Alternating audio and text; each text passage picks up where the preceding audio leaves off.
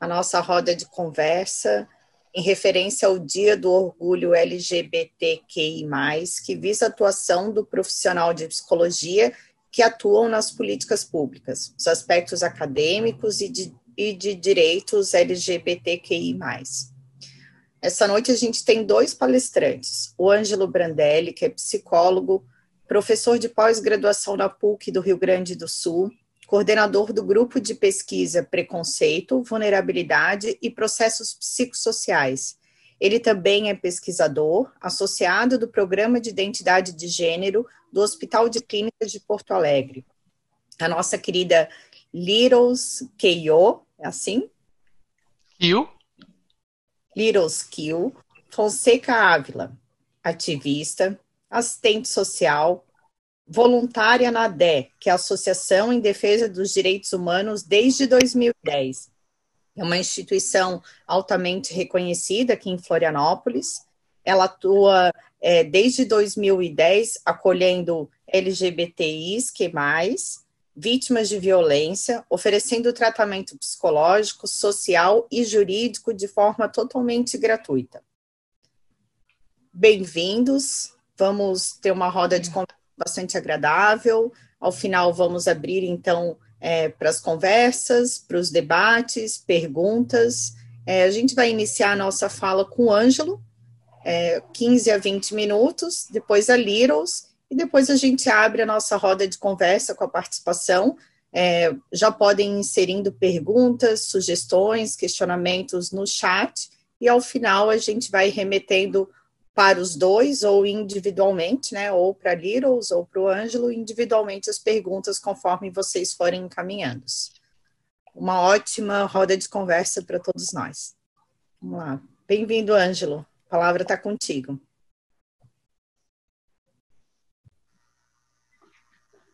Olá, então eu gostaria de agradecer o convite do Conselho Regional de Psicologia de Santa Catarina, agradecer os idealizadores da mesa, enfim, as companheiros, todas as pessoas aqui presentes na mesa e o público que está assistindo. Eu vou fazer uma fala sobre a relação entre a psicologia com essas questões de sexualidade e gênero, e eu gostaria de fazer um foco um pouco maior na prática profissional e, em especial, na relação do Conselho com esses temas.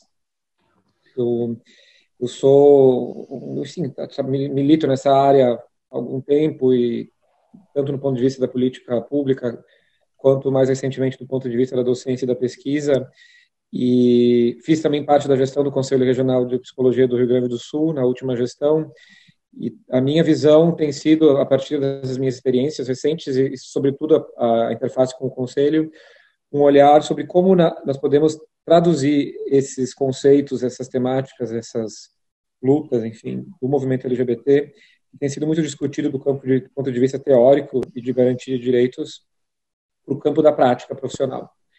Para mim, essa é a agenda que tem que ser alcançada daqui para frente. Então, é um pouco nessa linha que eu vou discutir. Acho que eu posso comentar já, me identifico como um homem gay, cis, né, talvez isso seja interessante de ser mencionado. Eu comentei na última fala que eu fiz aqui no Conselho, semana passada, que, do ponto de vista das pessoas LGBT, essa identificação ela é importante porque há pouco tempo atrás as pessoas LGBT elas eram rechaçadas, até proibidas de exercerem algumas áreas de atuação na psicologia. Então, o fato da pessoa poder ser LGBT e falar a partir da psicologia, né, eu acho que isso é bastante potente, né, de ser comentado. Bom, eu vou dividir, então, essa história da relação entre a psicologia com os conceitos de sexualidade e gênero em 3 momentos. Nós temos o primeiro momento, que é um momento sempre importante ser lembrado, e é por isso que esse mês, o mês anterior, né, se chama o mês Orgulho LGBT. Assim como eu comentei na semana passada, a psicologia ela foi, por quase um século, a responsável pela a visão patologizadora das diversidades sexuais de gênero. Ou seja, esse primeiro momento é o momento do diagnóstico, da patologização. A psicologia, quando foi convocada pela sociedade, ou quando ela mesma se apresentou para falar sobre sexualidade, sem ser chamada muitas vezes, ela se colocava da forma da cura para aquilo que era entendido como uma doença, da correção daquilo que era entendido como um desvio, do diagnóstico daquilo que era entendido como um atributo pessoal que as pessoas não estavam dispostas a falar sobre abertamente, porque era algo vergonhoso que tinha que ser escondido, então a psicologia era convocada para diagnosticar. E essa visão, ela deixou uma marca muito grande na psicologia que precisa ser revisitada. Então, porque as teorias que boa parte das áreas da psicologia, da clínica, da avaliação psicológica, da psicologia organizacional de trabalho, da psicologia escolar, boa parte das teorias dos modelos de intervenção que foram desenvolvidos na primeira metade do século XX, mas em algum grau até na segunda metade do século XX, eles têm explícita ou implicitamente características que denotam essa hierarquização negativa das pessoas LGBTQI+, ou das diversidades sexuais ou de gênero. Então, precisam de uma revisão, devem ser revisados, porque eles podem ser matriz de exclusão. Eu posso falar aqui, por exemplo, da psicanálise, que, embora tenha momentos bastante progressistas, por exemplo, e tem ainda, dependendo da forma como é interpretada, elementos bastante aviltantes para pessoas LGBT, especialmente T, né? E aí também teorias da linha cognitivo-comportamental, mesmo da teoria sistêmica de família, compreensões de família, por exemplo, são bastante restritivas, testes psicológicos que contêm visões sobre sexualidade calcadas na heterossexualidade quase que compulsória e uma visão de gênero bastante binária. Então, são questões que podem, na correção desses testes, por exemplo, colocar as pessoas LGBTQI+, numa posição de avaliação inferiorizada simplesmente por serem quem é e não em função do construto que o teste está avaliando, né? Um exemplo aqui, outro exemplo. Nós passamos para o segundo momento, então, dessa história, da relação entre a psicologia e a diversidade sexual e de gênero, que foi o momento das reivindicações da comunidade. Foi no momento das revoltas de Stonewall, nos Estados Unidos, em 1969, 70, em que não só do ponto de vista político, mas também do ponto de vista científico, acadêmico, houve um grande movimento de mudança desse status quo, que culminou com a despatologização da homossexualidade em 1990 pela Organização Mundial de Saúde, que tinha acontecido antes pelas sociedades médicas e psicológicas, e hoje em dia, recentemente, com a despsiquiatrização, digamos assim, da transexualidade pela OMS novamente, que removeu da CID-11 a transexualidade, né, que era chamada transexualismo, no diagnóstico de saúde mental, agora vai para um capítulo de saúde mental geral, num processo aí crescente de despatologização, né? Mesmo as parafilias, que é um outro tema desse bojo das diversidades sexuais de gênero, muitas parafilias que foram diagnosticadas, né, pela psicologia, pela psiquiatria, como doentias, né, que simplesmente, se nós olharmos hoje nesse histórico dessa relação e da forma como a sexualidade foi encarada, são questões que dizem respeito ao casal, ou enfim, né, a pessoa não causa sofrimento a pessoa e a outra, né, e ao companheiro ou companheira, e isso também foi revisto na CID-11, vale a pena mencionar, né, posso falar mais depois, no sentido de que práticas por não visarem fins reprodutivos e não serem simplesmente aquelas práticas heterossexuais convencionais, digamos assim, elas eram patologizadas, agora isso foi removido novamente, né, pela OMS. Então nós temos um crescendo assim de remodelações, reivindicações atendidas por parte das comunidades e que colocaram, né, nesse momento, nos anos 90 em diante, a sexualidade e o gênero como atributos constituintes da diversidade humana e como aspectos a serem celebrados, a serem protegidos do ponto de vista da dignidade, né, do ponto de vista da liberdade.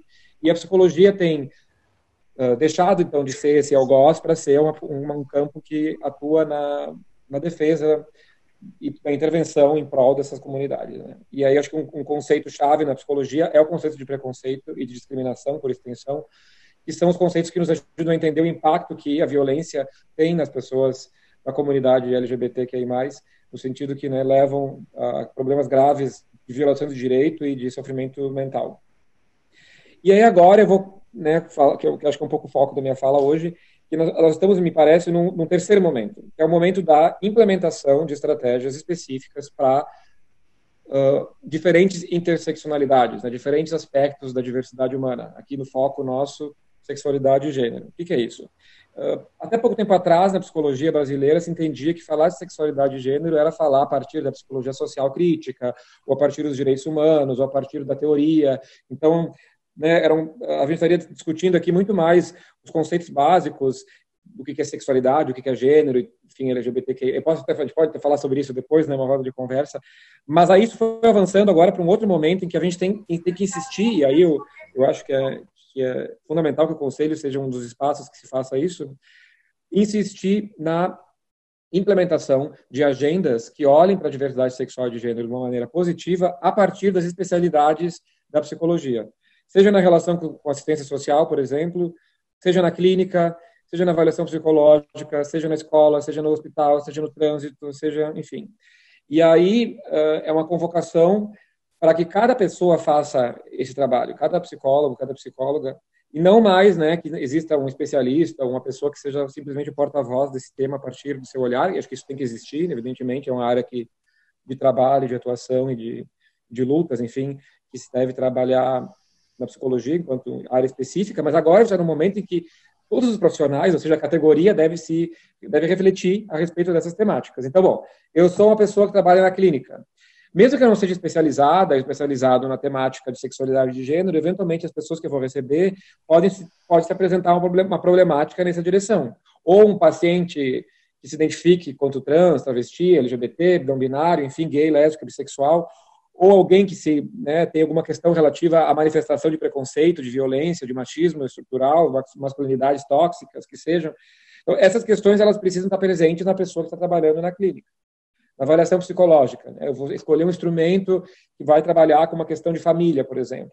Mas o meu público-alvo envolve pessoas da comunidade LGBT. Então, será que os instrumentos que eu estou escolhendo, eles têm uma sensibilidade para dar conta das diversidades que estão ali presentes, ou eles vão reproduzir exclusões e aí manter essas pessoas distantes, por exemplo, num contexto de adoção, parentalidade, não sei, né?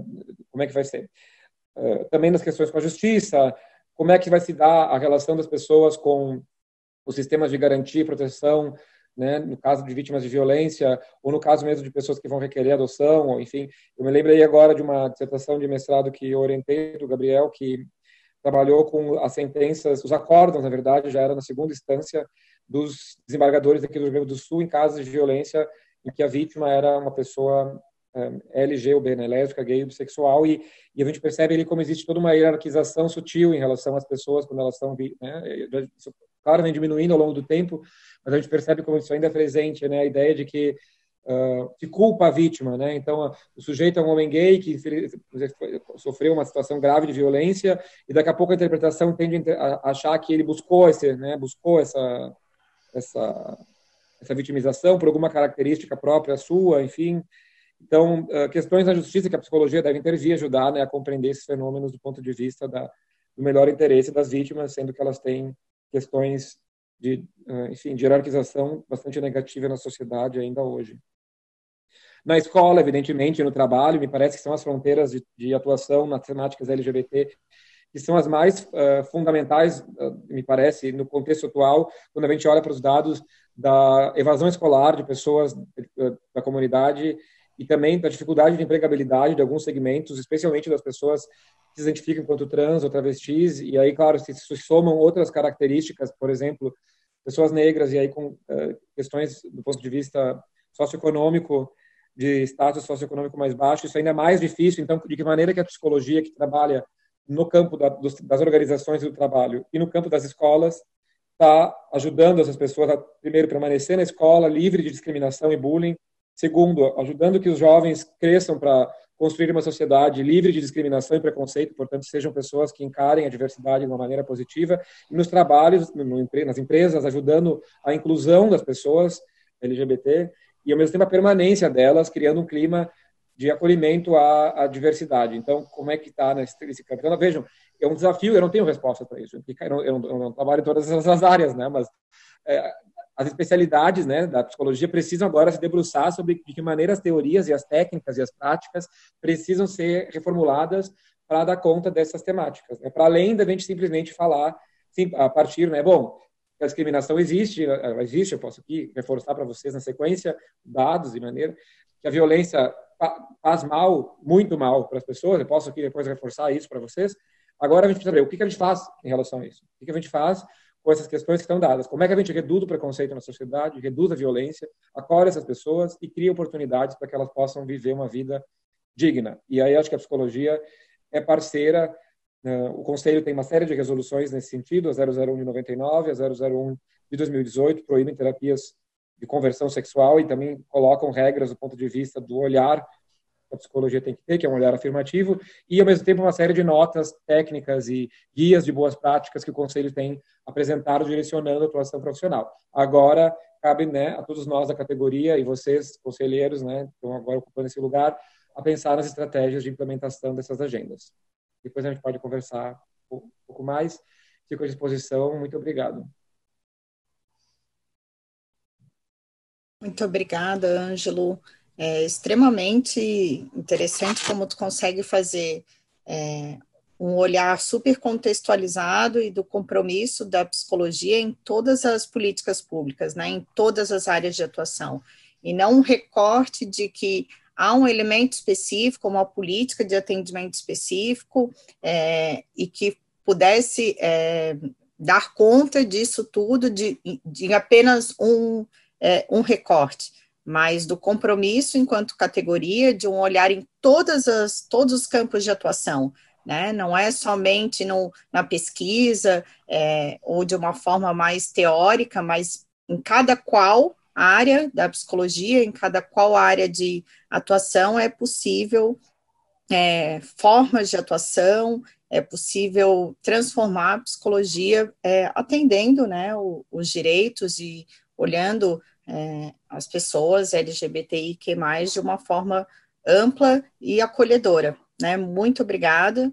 Acho que no segundo momento a gente vai poder aprofundar um pouco mais, né, trazer perguntas mais diretas para ti, agradecer, então, a tua fala, e agora abrir o espaço para Littles, que é assistente social, ativista, para contribuir aqui com a nossa roda de conversa.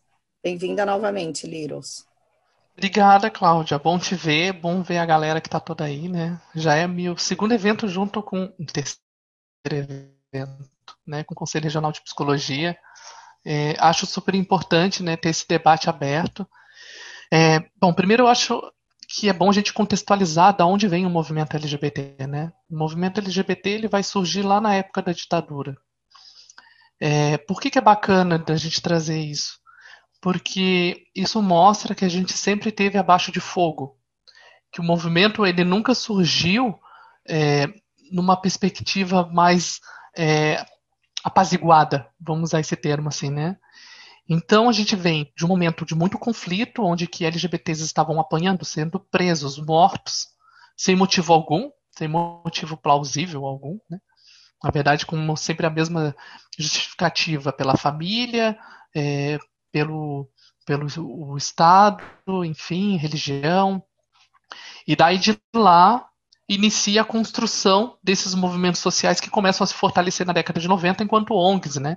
E quando a gente vai pegar sobre essa perspectiva das ONGs, aí a gente tem a oportunidade de dar mais voz para as pessoas que eram LGBTs. Então a ADELA vem surgir em 1993 aqui em Florianópolis, né? As pessoas se reuniam, travestis e transexuais se reuniam no coreto da Praça 15 para fazer um trabalho que o município não fazia, que era de simplesmente pegar preservativo e levar no ponto para proteger as outras meninas que estavam lá, né, se prostituindo, que não tinham condições de comprar um preservativo e que estavam no boom do HIV/AIDS, né? Adoecendo e vindo a falecer muito rapidamente. Então, a gente teve um problema, né? Agora, fazendo um recorte bem da instituição em Florianópolis, da atuação, a gente tem um problema que a polícia militar, ela agride a presidente da instituição na época, ela vem a falecer, que era a Clô, e por isso a instituição ela fica parada por um tempo, sem uma estrutura física, sem nada, e a gente começa a se reorganizar em 2000, né? Eu entro na instituição em 2010 e é onde a gente começa a fazer o atendimento à população LGBT. A gente sai do foco de somente travestis transexuais, porque esse era o grande foco da ADE. A gente começa a atender os LGBs. Depois, em 2014, a gente traz para o cenário as mulheres vítimas de violência. Então, a gente começa a trabalhar com mulheres cis, muitas das vezes que sofrem violência dentro dos relacionamentos, né? E daí a gente chega nesse momento mais crítico que a gente está agora, né? Que é um momento de pandemia.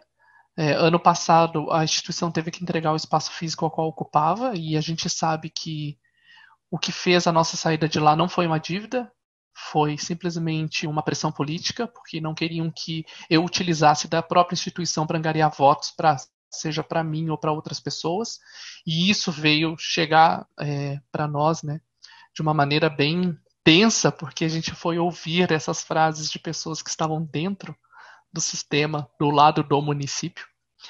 Enfim, né? Mas assim, momento pandêmico, como que a gente está vivendo hoje, né? A gente vive num momento pandêmico, de pandemia, em que a população LGBT está vivendo com seus agressores. A grande maioria dos agressores da população LGBT são os próprios pais, familiares próximos. A gente hoje não tem como dar uma assistência mais direta, até porque a grande maioria das pessoas que entram em contato comigo, elas querem sair do espaço familiar e a gente não tem para onde levá-los, né? A gente não tem uma casa de acolhimento, a gente não tem um lugar seguro, a gente não tem como organizar a população LGBT, né? E daí eu falo assim, da mesma forma que a gente não tem como fazer essa organização neste momento, porque parece que sempre quando entra as questões do movimento LGBT é tudo voltado mesmo para o movimento social, porque as ações, por mais que elas sejam propositivas, algumas das vezes, pouquíssimas vezes, por parte do município, do estado, elas sempre vêm através de muita força e muita luta e pressão do movimento social para que essas leis, resoluções, enfim, aconteçam, né? E de forma que a gente sabe que a execução delas ainda não favorece a população LGBT. Então, a gente começa a pensar assim, ó, se está sendo difícil para a população em geral viver no confinamento, agora vocês imaginem travestis e transexuais, eu sou travesti, agora vocês imaginem travestis e transexuais que sempre vivemos no isolamento. Ou seja, a população de travestis e transexuais já está acostumada a viver isolada dentro de casa. Já está acostumada a ser vista somente em alguns pontos no meio nesse convívio social. A gente não ocupa determinados espaços também porque a falta de política pública e a falta também de interesse dos profissionais, né? Não adianta também a gente ter uma boa resolução, a gente ter boas leis, se não há uma boa execução. E essa execução a gente percebe que ela acontece porque a grande maioria dos profissionais não tem interesse em trabalhar. Não tem interesse nem de saber o que se passa, né? Muitos dos profissionais que a gente vê, principalmente que muito acontecia, né, enquanto a instituição tinha um espaço físico, né? Os profissionais simplesmente nos encaminhavam diretamente. Muitas das vezes chegavam lá pessoas com pedacinhos de papel escrito daqueles papel pardo de pão, com o endereço da instituição, dizendo assim, olha, vai lá que tu vai ser acolhida, porque lá é onde acolhem LGBT. Então, o que eu penso, né, que se precisa fazer nesse momento? Precisa se ampliar o debate de uma maneira que ela não seja somente para as pessoas que tenham interesse de contribuir com a causa. Porque dificilmente uma pessoa que é contra a comunidade LGBT vai estar aqui na live agora. Não é verdade? Então, uma pessoa que tem as suas crenças, religiões, e elas são excludentes, são preconceituosas, não vão estar aqui assistindo a live. Então, muitas das vezes volta aquele discurso que eu sempre falo, que a gente acaba sempre falando para nós mesmos. Né? São poucas pessoas que têm interesse, que querem transformar, mas a gente não tem os braços que a gente precisa, mesmo a gente pensando. Se a gente vai pensar no Conselho Regional de Psicologia, por exemplo, eu não tenho ideia de quantos profissionais da psicologia são, mas mais ou menos eu conheço os que são ativos e os que têm interesse em contribuir com a causa LGBT, que são pouquíssimos. São os pouquíssimos que estão na frente, né?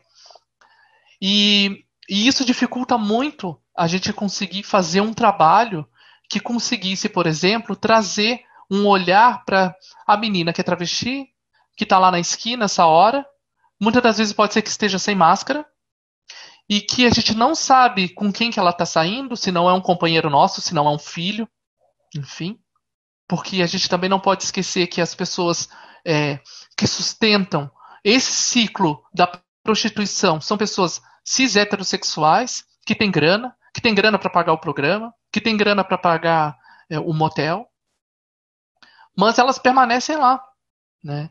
E é uma coisa assim que às vezes eu sempre faço esse exercício enquanto instituição, porque a gente trabalhava ali na Trajano, né? Para ir até onde as meninas estão, a gente caminhava 4 quadras. E a gente tinha um diálogo com elas, né? A gente conseguia fazer essa ponte. Hoje a gente não tem como. Mas assim, ó, quando a gente pensa numa sociedade que é extremamente excludente, que olham para nós nos condenando, dizendo que a gente vai para o inferno, que nosso comportamento é errado, que não nos aceitam nos determinados espaços públicos, como que a gente faz com que essa população acesse o serviço por livre e espontânea vontade, sabendo que ela vai sofrer toda essa violência na trajetória? Na trajetória mínima, a trajetória de se arrumar dentro de casa, que muitas das vezes tem a pressão dos pais dizendo assim, tu não vai sair com essa roupa, não criei filho para usar batom. E daí a pessoa ainda vai ter que entrar num ônibus, vai sofrer violência dentro de um ônibus, vai chegar no determinado espaço, as pessoas vão estar olhando de forma preconceituosa. Ainda pode acontecer de, por exemplo, se é uma unidade de saúde, no momento que você vai falar sobre a questão do atendimento, as pessoas vão lá e tratam pelo nome de registro, não reconhecem a identidade. Então, assim, eu acredito que as pessoas não costumam sair, né, se arrumar, enfim, para serem violentadas num espaço, né? Então, se você não se sente bem para estar ocupando determinado espaço, você não vai simplesmente frequentar. Então, como que a gente vai fazer esse exercício, sabendo também que dentro da questão da psicologia, e eu não vou tirar o meu corpo fora não enquanto as assistentes sociais, porque a gente tem muitas assistentes sociais também que são preconceituosas, que a gente ainda tem um embate na discussão das questões LGBT, mas que ambas estão atuando nos CRAS, por exemplo, que poderia ser uma porta de entrada para a população LGBT, para um bom acolhimento, para um bom tratamento, né? E daí a gente vê aqueles discursos que são bem pontuais, né? Ah, mas tu não precisava ir pedir emprego com essa roupa. No currículo você coloca, mas quando você for trabalhar você se veste de tal maneira. Eu acho que a questão hoje já não é mais tentar criar subterfúgios, porque parece uma culpabilização sempre da pessoa que precisa do emprego, de uma pessoa que precisa acessar o serviço, né? Essa questão de você tem que ser sempre uma performer, né? Você acaba chegando num médico para que ele te respeite, te entenda enquanto uma mulher a qual você quer ser respeitada, isso falando sobre a população trans. Se você não entra em toda a performance, se você não faz todo aquele estereótipo, né, de garota da cerveja, muitas das vezes o próprio médico que está te atendendo te deslegitima, o psicólogo te deslegitima. Mas olha o comportamento que tu tá. Tu não senta de perna cruzada. Então você não. Talvez você não seja uma mulher de verdade. Talvez você não seja uma transexual. Talvez você esteja confusa, né? E esse tipo de comportamento que vem dos profissionais fazem ainda muito mais a exclusão do que. Porque, cara, eu não vou fazer terapia com uma pessoa que não me entende. Entende? É a mesma coisa você pegar 2 pessoas que falam idiomas totalmente distintos e colocar um na frente do outro. Eu sei o que eu sofro, o que eu tenho, o que eu passo e tal, né? Eu preciso de uma pessoa que me ajude a desenrolar o nó e não simplesmente complicar ainda mais ou então legitimar as violências que muitas das vezes se sofrem em casa por conta do comportamento, né? Então, eu trago um pouco essa questão mais ampla, porque assim, o que me preocupa hoje, e daí falando sobre um atendimento mais pontual, vamos falar sobre o nosso município. Existe uma pesquisa de mestrado ou de doutorado da Gabriela Dias, em que ela entrevistou a rede de psicologia do município e todos eles disseram que não havia pacientes LGBTs que procuravam. Isso em 2013 ou 2014. Então, se lá não se tem esse reconhecimento de que a pessoa que está na sua frente sendo atendida pelo município é um LGBT, eu acho que as coisas não mudaram muito agora. Pelo contrário. Eu acho que falta também esse olhar do que seria um LGBT, né? Como que a gente constrói essa discussão? A gente vai encaixotar para que o restante dos profissionais entendam o que é um LGBT? Não, se a pessoa chegar aí, de saia e tal, mas você perceber que ela pode ser masculina ou que não tem um nome masculino, você já sabe que é travesti, então vai ter que tratar de tal maneira. Eu acho que não é bem isso, né? A gente precisa de uma sensibilidade do profissional, de que ele compreenda, e para que ele compreenda, ele tem que ter um interesse, sim, em estudar sobre o que a gente está falando. né? Não adianta simplesmente achar que foram somente os 5 anos dentro de uma faculdade, ou até mais, né, quando as pessoas fazem mestrado, doutorado, enfim, que são suficientes para você debater sobre qualquer tipo de assunto. E o maior erro que eu vejo que os profissionais cometem hoje é a falta do entendimento do que é enfim, que é a questão do território onde LGBTs convivem, né? A gente tem que pensar que existe uma pirâmide de privilégios, e eu vou tirar essa pirâmide e eu vou fazer ela exclusivamente LGBT, que eu costumo carregar muito a pirâmide de privilégio na minha fala, mas a gente pensar o seguinte, ó. Gays brancos sempre estiveram, com classe média alta, sempre estiveram em evidência, em todos os espaços. Sempre foram muito bem aceitos. Muitas das vezes, a única coisa que tiveram que performatizar era uma cis-heteronormatividade compulsória, que é essa, né? Para estarem convivendo nos espaços. Mas quando a gente vai falar sobre travestis e transexuais, a gente está falando sobre uma parte bem grande da população, que não somos poucas. O último levantamento que a gente tinha feito enquanto instituição, a gente tinha 70 em Florianópolis que frequentavam a ADE, 76, 73 por aí, que estavam frequentando a instituição. Fora as que a gente sabe que estão na rua, fora, enfim, né? Então a gente tem um número bem grande da população trans, né? E a população trans que sempre teve mais dificuldade de acessar o mercado de trabalho, de estar dentro de uma sala de aula, que nem todas tiveram o privilégio, como eu, de entrar numa universidade, e que mesmo assim o próprio exercício da universidade sempre foi me forçar a sair dela, né? E não querendo que eu me formasse, enfim. Qual é a questão que a gente pensa, assim, né? Quando eu falo sobre a questão do próprio acolhimento da população LGBT e o que pode ser feito. Eu acho que o momento mesmo é a gente pensar em estratégias que sejam mais pontuais. Como que a gente consegue arregaçar a manga nesse momento e a gente fazer o diferente? Colocar as coisas em prática, né? Porque essas discussões que, inclusive, eu estou trazendo agora, eu já falo sobre isso em 2010. Entende? Eu estou no movimento social desde 2004. Se vocês forem assistir um vídeo da Marsha Simpson, que ela é uma grandiosa ativista que a gente tem como exemplo na década de 70, o discurso dela é exatamente o que eu falo praticamente em todas as reuniões. Ou seja, se em 70 até agora a gente não houve uma mudança, cara, não dá mais para ficar nessa questão da conversa, da apaziguada, vamos caminhando aos poucos. 70 para cá morreu muita gente. Eu enterrei muitas amigas. Esse ano eu já enterrei 4 só em Florianópolis.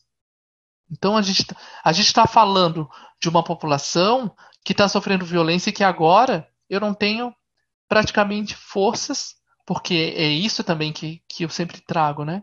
Travestis cuidam de travestis.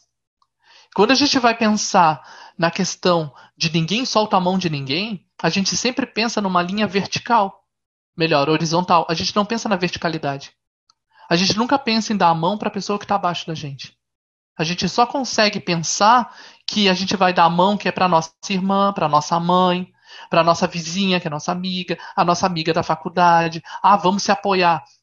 Mas quem é a rede que apoia as pessoas que estão mais abaixo de nós? Como é que se faz esse exercício, por exemplo, dos profissionais da assistência social e da psicologia de chegar, pensando na pirâmide de privilégio, de pensar na travesti preta, periférica, que mora no morro, que é deficiente física, que não tem acesso a uma internet, por exemplo, como a gente tem agora? Qual é o exercício que nós, enquanto profissionais, estamos fazendo para conseguir atingir essa população? Porque, na verdade, a gente trabalha de acordo a onde os nossos pés pisam. Se a gente tem internet, beleza, podemos trabalhar pela internet. Mas e quem não tem? Quem não tem acesso a esse trabalho que a gente está fazendo agora?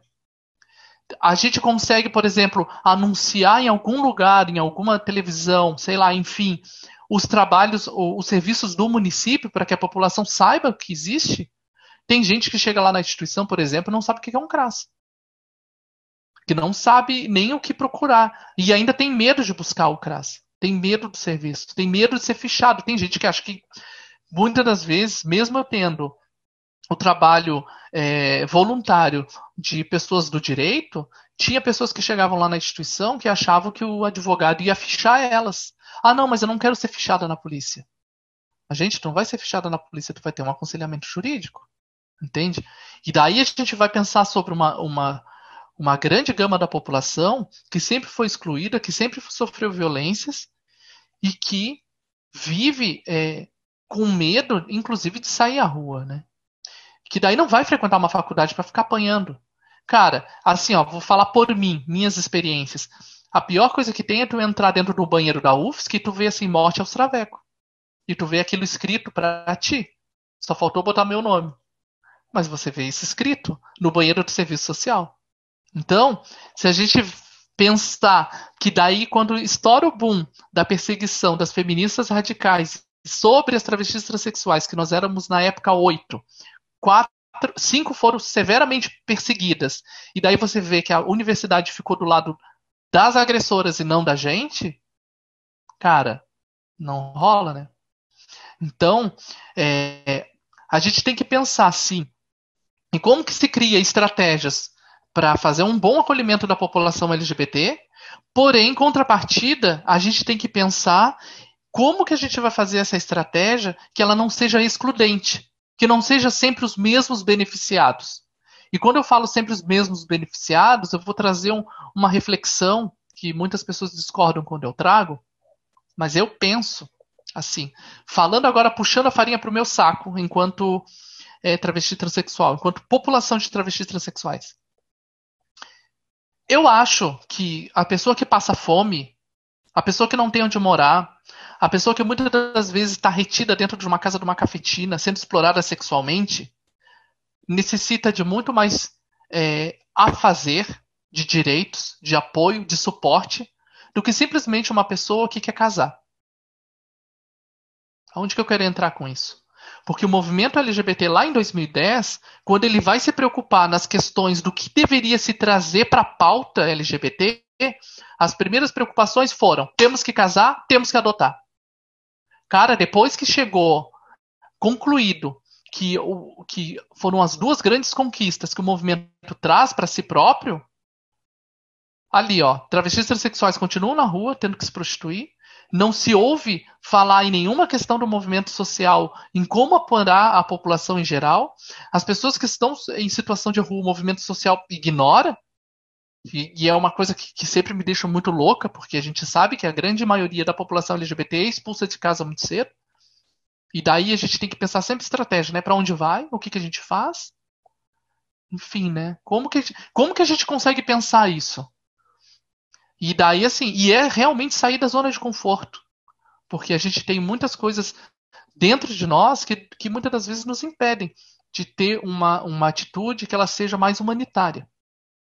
E eu falo mais humanitária porque as pessoas sempre se preocupam na questão mais sexual da coisa.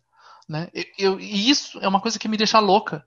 Porque eu fico vendo assim, ó, as meninas estão morrendo, estão passando fome, estão passando trabalho, não tem como se virar na questão do Covid, que elas estão se virando lá como pode. Eu aqui, enquanto pessoa física, né, instituição, eu estou conseguindo dar suporte para 10 meninas. Muitas das meninas nem máscara tinham para sair na rua. Enfim, e ainda tinham que se virar, né, porque elas ainda tinham que pagar as pessoas que exploram elas sexualmente. Ainda tinham que, enfim, né, que é uma tristeza. E ainda sofrendo violências e não tendo esse amparo, né, tanto do município quanto do estado. E eu falo amparo porque realmente a gente não teve, né? Eu, por exemplo, em 10 anos que eu estava de ADE, eu não tive o auxílio que eu esperava que o município, que o estado poderia fazer para que a instituição estivesse em pé hoje ainda. E é uma coisa que é muito discurso assim, ó. Ah, não. Olha, vocês pensem assim, ó. Quando eu fiquei sabendo, através de uma pessoa da administração, que um dos motivos da ADE não era a questão da dívida que a gente tinha com o condomínio, que eram outras questões, eu fico pensando assim, a pessoa foi lá e implodiu um serviço que a gente estava atendendo em torno de 70 pessoas que sofriam violências LGBT, mais violências em casa dos seus companheiros, dentro de uma instituição, com um serviço que eu conseguia manter por R$ 1.500, simplesmente por questão política, por ego, enfim. Então, é assim, esse serviço da ADE, na verdade, ele deveria ser implementado em todos os municípios. Isso deveria existir. Todos deveriam fazer esse acolhimento. E não adianta a gente querer pensar sobre criar uma estratégia. Ah, não, mas a gente pode atender numa salinha do CRAS. Gente, mas como que a gente vai pensar nesse transporte? Entende? Como que a gente convence uma população que sofre violência a conversar muitas das vezes com uma madame, e desculpa ser pejorativa, mas com uma madame que, sei lá, que passou a vida inteira vivendo muito bem, entende? Que olhar que ela vai ter se ela não estuda a territorialização, maravilhosamente, que a Sandra me colocou aqui no chat, a territorialização dessa pessoa, o andar dela, por onde ela vai, o que ela sofre, qual é o caminho, qual é o trajeto. Então, se a gente não pensa nessa estrutura, a gente nunca vai ter a população LGBT se dirigindo a nenhum serviço, seja lá o mais bonito, o mais fofo que ele seja, né? Então, desculpa eu ter me alongado, eu acho que eu me alonguei um pouquinho, mas eu prefiro também abrir, né, as perguntas, quem não concordar com a minha fala, que a gente possa conversar também, debater e pensar nisso, né? Porque no momento, assim, sem um espaço físico, que é o que está acontecendo hoje com a instituição, a gente não tem um espaço físico para fazer o acolhimento, tem uma grande gama da população LGBT que a gente atendia, que eu não sei o que está acontecendo, porque era uma população de baixa renda, que não tinha celular, que vivia no morro, que se direcionava até a instituição para ter o acolhimento, muitas das vezes passavam as tardes conosco. A gente tinha uma gama de pessoas também que eram da população de rua, que estavam indo até a instituição e passavam a tarde conosco, porque pelo menos eles se sentiam mais seguros naquele momento. Mas é isso, né? É a gente pensar em criar uma estratégia que ela seja de fato efetiva, né? Que não adianta a gente vir aqui, daí ano que vem me convidam de novo para vir, não que eu não gostaria de vir, não é isso, mas me convidam de novo para vir, e daí eu venho e trago a mesma fala, que a gente não fez ações, né, que não foi algo que a gente conseguiu desenvolver, né? Eu acho que, na verdade, o que empaca muito a questão do próprio movimento social é que quem faz sempre é um movimento social, né? E a gente não tem grana. Eu acho que essa é a chave, né? Porque se a gente tivesse dinheiro para fazer, a gente tinha diversos serviços rolando. E a gente teria como pensar isso de uma maneira positiva para todos. Porque também não adianta a gente querer segregar, né? Dizer quem merece um bom atendimento e quem não merece. Quem pode ter uma casa de acolhimento e quem pode estar dormindo na rua no momento, né? Quem pode estar sofrendo violência e quem não pode. Eu acho que a gente tem que pensar na humanidade como um todo e não querer segregar por questão ideológica, sexual, enfim. Acho que era isso. Obrigado e desculpa me estender.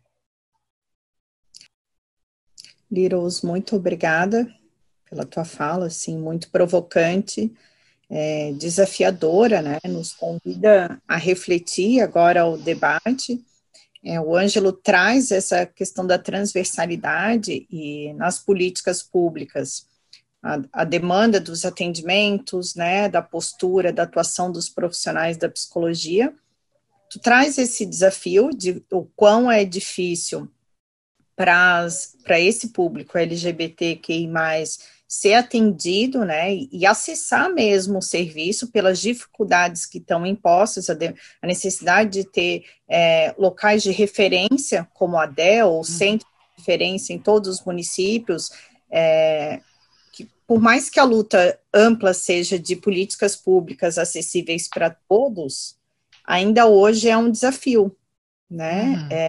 Profissionais possam acolher em todas as unidades de saúde, em todos os hospitais, em todos os CRAS e CREAs, enfim, em todas as políticas públicas.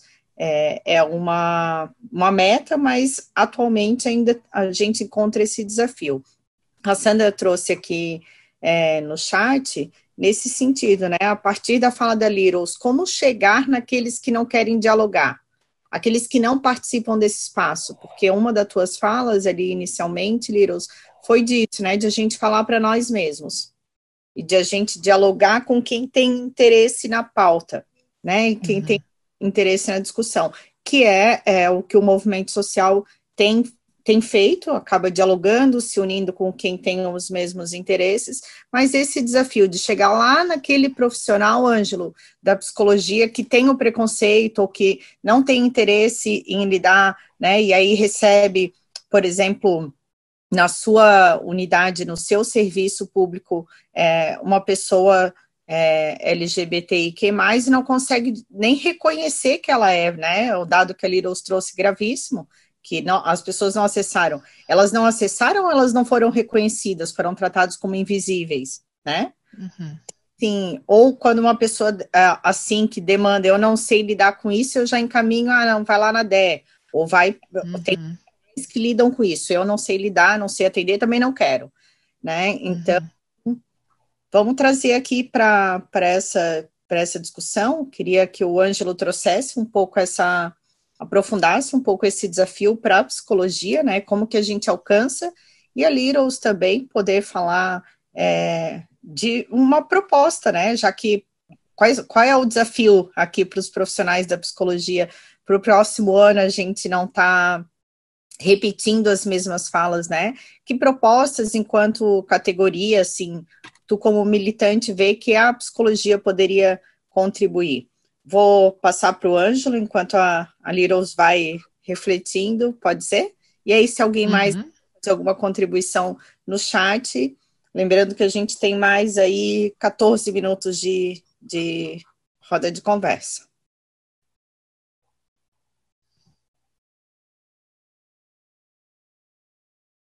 Ativar o microfone, agora sim.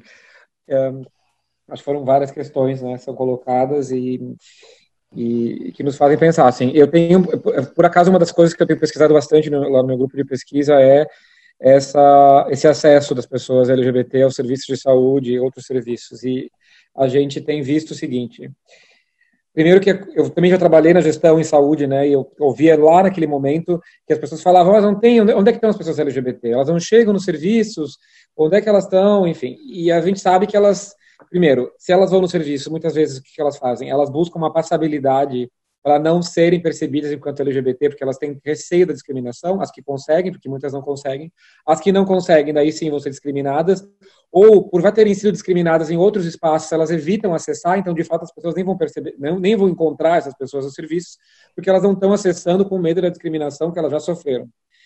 Ou elas estão fazendo de conta que são hétero ou cis-sexuais para evitar a discriminação. E aí, eu tenho pesquisado isso para mostrar, assim, de fato, essa relação, que as pessoas que dizem que já foram discriminadas na saúde ou na escola, enfim, no caso foi a saúde, mas poderia ser em outros espaços, elas evitam, no futuro, acessar essas políticas, esses espaços, porque elas antecipam a discriminação. Então, um polo que é o fundamental de se trabalhar é o polo do acolhimento livre de discriminação. Porque, senão, as pessoas não vão acessar. E se elas acessarem, elas vão ser discriminadas e vai ser a única vez, elas nunca mais vão procurar. Então a gente precisa insistir nas formações nas universidades. Eu acho que os currículos têm incorporado cada vez mais essas discussões, mas também o conselho, no sentido das diretrizes para a prática profissional, insistir numa atenção livre de discriminação nessa pauta, né? E aí, como é que isso funciona? Acho que um dos primeiros polos é que a psicologia tem que deixar de querer buscar esse olhar diagnóstico, esse olhar raio-x, que quer quase que inferir a sexualidade da pessoa, o gênero, a partir de, sei lá, de um olhar diagnóstico mesmo, e não a partir de um olhar de conversa. Tem duas abordagens possíveis. Ou, que são muito comuns e equivocadas, na minha opinião. Ou o profissional vai tentar fazer um tipo de avaliação explícita ou implícita para tentar avaliar a sexualidade ou o gênero, ou o profissional vai trabalhar com a proposta de que a pessoa é hétero ou cis, uma maneira de heterossexualidade, cissexualidade compulsória. Então, ela parte do pressuposto que todas as pessoas que ela vai trabalhar são heterossexuais ou cissexuais, e aí comete o maior tipo de barbaridades, né? Primeiro, achar que uma mulher lésbica que chega para uma consulta, por exemplo, sempre tem relações com homens, ou sempre tem relações penetrativas, e que isso pode ser altamente complicado, né, para uma pessoa que se identifica como lésbica ou bissexual, ou ignorar a existência do nome social, por caso de uma pessoa trans. E a abordagem correta, na minha opinião, é uma humildade e que pergunta para a pessoa como ela quer ser chamada, como ela se identifica, quais são os parceiros afetivos sexuais, qual é a identidade de gênero dela atual, enfim, perguntar isso e não tentar inferir pela via diagnóstica ou pela via compulsória. E isso ajuda bastante no sentido da humanização do acolhimento. Claro, a gente está falando aqui de pessoas que estão dispostas a acolher a população LGBT. Eu acho que a Littles falou muito bem. Infelizmente, a gente ainda tem um conjunto de pessoas que são contrárias a essa pauta, inclusive de uma maneira organizada no Conselho de Psicologia, houve uma chapa até com essa bandeira. E aí, essas pessoas elas precisam ser confrontadas agora com a lei, né? O Supremo Tribunal Federal acabou de decidir que é o crime que a homotransfobia ela é equiparada ao racismo, então a discriminação e a injúria homotransfóbica elas estão equiparáveis à discriminação racial e à injúria racial. Então, né, né, essa é uma situação legal já, ela não é mais uma situação de gosto ou desgosto, né? Então a gente tem que trabalhar nesse sentido. Aí, a partir disso, a gente tem que discutir, bom, como é que a gente faz uma atenção pautada no acolhimento e na humanização, né? Assim como eu estou falando aqui, claro, nosso foco é a população LGBT, mas as questões raciais, né, acho que a Liros comentou bem a interseccionalidade, as questões de classe, as questões de território, as questões de raça e etnia, né, até as questões indígenas, são outros aspectos que a psicologia também precisa trabalhar no sentido de ser sensível, né? Só para complementar, eu acho que a psicologia tem dificuldade nessa temática, porque a psicologia partiu do pressuposto do ser humano padrão. Então, a gente vai ler, sei lá, Freud, vai ler, né, o TCC, sei lá, Bandura, qualquer coisa assim. Geralmente, esses grandes autores que estruturaram a psicologia, eles trabalham com um sujeito padrão. Ele não é um sujeito que pode ser mulher ou homem, rico ou pobre, trans ou cis, homo ou hétero. E aí a gente tem essa dificuldade de quebrar, né, esses modelos e trabalhar. Mas como é que a gente encaixa, né, as pessoas da sociedade, como a gente entende hoje, nessas teorias que a gente utiliza tanto? Será que dá para encaixar? Se não der para encaixar, como é que a gente então reforma essas teorias para dar conta do mundo como ele se apresenta hoje, né? Que é o que tem que ser feito. E, infelizmente, o que a gente percebe muitas vezes é o caminho oposto, que são profissionais tentando encaixar as pessoas em modelos teóricos que são datados de um momento histórico em que a sociedade não tinha um olhar em prol da diversidade. Inclusive, um momento histórico que a sociedade tinha um olhar contrário à diversidade. Então, é uma tendência que, infelizmente, a nossa área tem e que tem que ser vigiada, né? A gente tem que estar atentos e atentas a isso.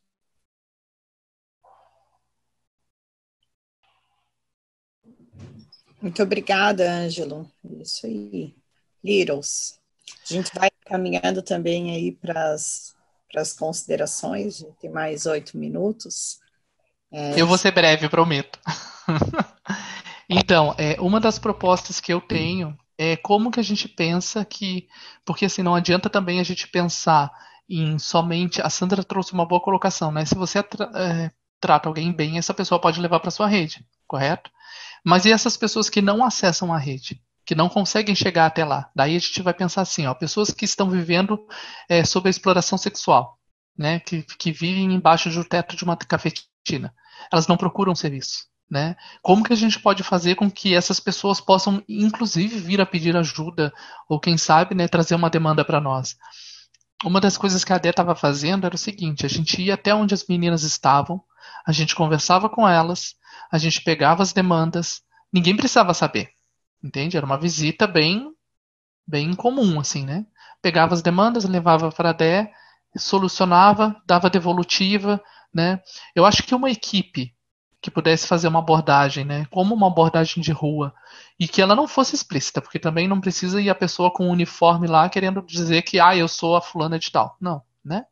Mas fazer essa aproximação com a população, principalmente essa população que está em situação como trabalhadoras do sexo, por exemplo, que elas não têm esse contato, tem pessoas que são semi-analfabetas e que elas não entendem que determinados espaços são permitidos, né?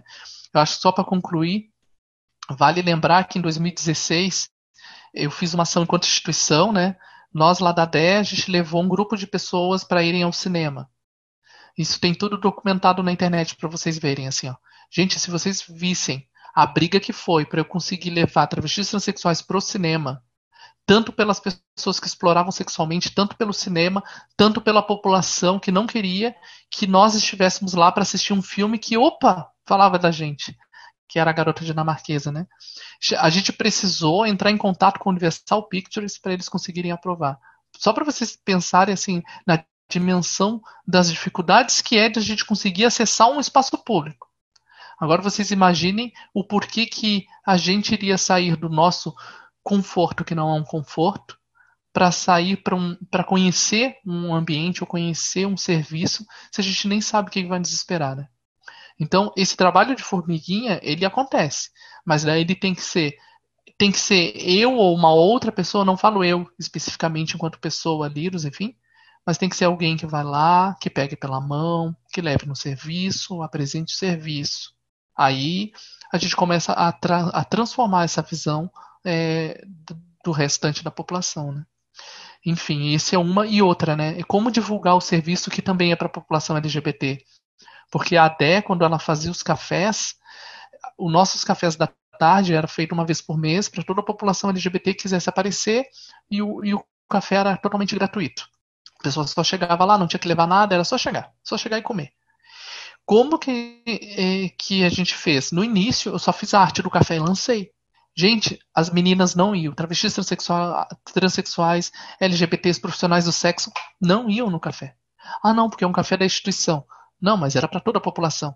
Gente, parece mentira, mas eu tive que escrever numa nota de rodapé bem grande, explicando assim: este evento é voltado para travestis, para transexuais, para LGBTs, para profissionais do sexo e tal.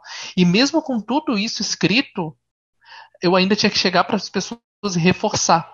Porque tinham meninas que chegavam para mim e perguntavam assim: mas eu vou poder ir? Eu sou bem-vinda? E eu assim: claro que sim, o café é feito para você, é para que você esteja lá, né? Então, assim, é quebrar uma camada muito grande de defesa que a população tem, e que ela sabe que se ela não tem essa camada de defesa, ela vai sofrer muito mais violência ou até, né, acaba vindo a falecer, enfim. Então, o desafio é como que a gente quebra isso, como que a gente se aproxima da população e como que a gente consegue divulgar os serviços de psicologia voltados à população, né? Dizer assim: não, estou de braços abertos, enfim. Então, eu quero agradecer a minha presença. Para mim foi um privilégio estar aqui com todos vocês. Quem precisar conversar comigo a respeito, quem quiser pensar num plano, criar alguma estratégia, pode entrar em contato, né? No meu Face é bem fácil. Eu vou até escrever aqui no meu Face. A gente pode pensar em alguma estratégia, pensar em alguma coisa, que eu estou sempre aberta, por mais que a gente sempre esteja acolhendo 1000 pessoas ao mesmo tempo e fazendo um monte de coisa, né, o tempo inteiro. Eu acho que esse é o momento, né, a gente pensar, porque eu estou pensando em como voltar desse momento pós-pandemia com algo novo, e algo novo que possa estar de fato fazendo uma diferença, né? Porque eu vejo as pessoas romantizando tanto esse momento de confinamento, dizendo que é um momento espiritual. Então, que tal botar, né, esse espiritual em prática depois? Sim. Pessoal, essa foi a nossa roda de conversa online. Os profissionais da psicologia em defesa da garantia dos direitos da população LGBTQI+. O objetivo da nossa roda de conversa foi proporcionar uma amplitude de diálogo, uma proposta entre os profissionais da psicologia e os profissionais que atuam com as demandas LGBTQI+, no contexto de defesa de direitos humanos e diversidade de gênero. Acho que o nosso objetivo foi concluído com muito êxito. Esse foi um evento organizado pelo Conselho Regional de Psicologia de Santa Catarina, e ele foi desenvolvido pela Comissão de Direitos Humanos, que a gente tem a nossa presidente da comissão, a Caroline Meirelles. Fica como registro da nossa Comissão de Direitos Humanos, então, 2 propostas que foram trazidas pelos nossos palestrantes, com a participação dos profissionais aqui no chat. Nós temos muitos conselheiros, colaboradores presentes. Ficou, então, de proposta, né, uma orientação ou uma capacitação para os profissionais, ou uma recomendação aos setores, às secretarias de Estado e de município, acerca do acolhimento livre de discriminação para a educação permanente dos profissionais de políticas públicas. E a outra proposta aqui da nossa roda de conversa é também recomendar aos serviços públicos estratégias de busca ativa ao público LGBTI+, QI+, e aí com a participação voluntária da DEC, que possa orientar aí nos pormenores, construir essas estratégias de busca ativa, né, Liros, que é, por exemplo, claro, a orientação em relação à não utilização aí de uniformes, né, que horários, em que locais. Então, acho que ficam esses 2 encaminhamentos para a comissão, para que a gente possa, enquanto conselho, se manifestar para os órgãos públicos, para recomendar essas estratégias, já que as pessoas não estão chegando nos serviços, pensar nessas estratégias para chegar até eles e divulgar o serviço público. De alguma forma, a gente está tensionando os profissionais a pensarem também na forma de atuar e no acolhimento desses desse público. Em paralelo, então, o Conselho também apoiar, recomendar e orientar sobre esse acolhimento livre de discriminação, né? A gente vai precisar aprofundar um pouco mais isso, Ângelo, e conta com o teu apoio, com a tua orientação, a tua participação. Já são 8h30, né? Finalizamos aqui a nossa roda de conversa. Muito obrigado em nome de toda a diretoria, toda a gestão do Conselho Regional de Psicologia. A página do Conselho vai, ao longo da próxima semana, dessa semana, vai estar divulgando essa roda de conversa. Quem tiver dúvidas, sugestões, questionamentos, pode encaminhar para e-mail ou mandar inbox ali nas páginas do Conselho Regional de Psicologia, que a gente vai estar encaminhando para os palestrantes ou para os interessados ou dando retorno aos profissionais. Muito obrigada a todos presentes, uma boa noite e até a próxima.